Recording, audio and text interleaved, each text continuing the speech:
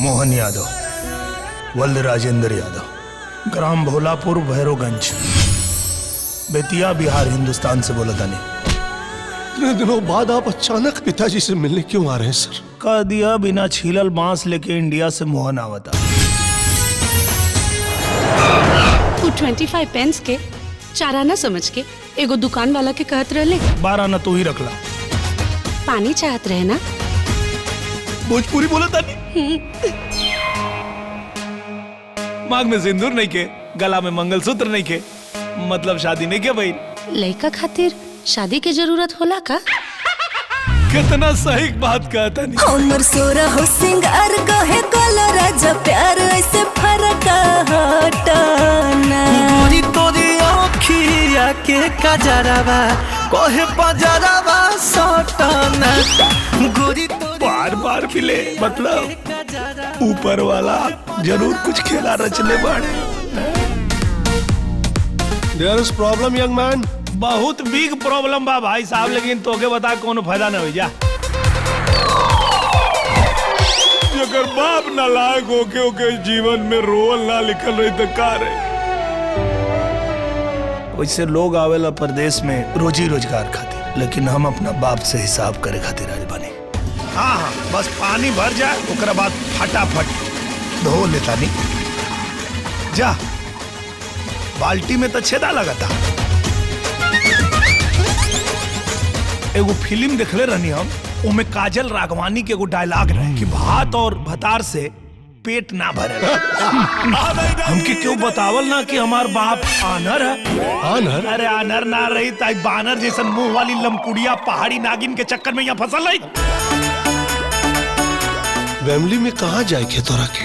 वो राजेंद्र यादव क्या एक नंबर का कमीना और घटिया इंसान है, लिच्चड़।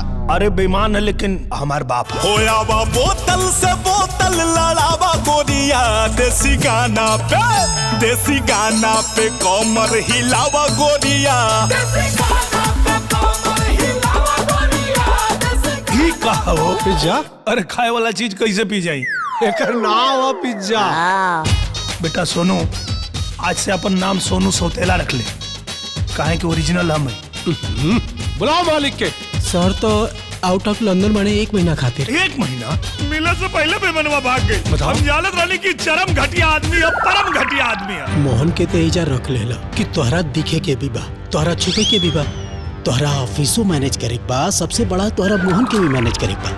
ये सब कैसे पॉसिबल होई भाई? मीरा जी बाड़ी हमके बहुत अच्छा लगे।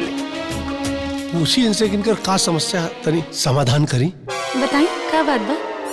तनी दर्शन करा दी। नशा के करो पे हो जाई तोहर अखिया शराबी बा।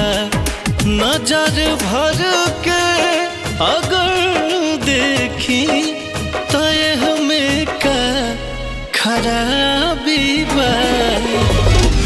जब जब इस धरा पे बढ़ेगा किसी का भी व्यभिचार, तब तब कन्हैया आएंगे करने दुष्टों का संहार।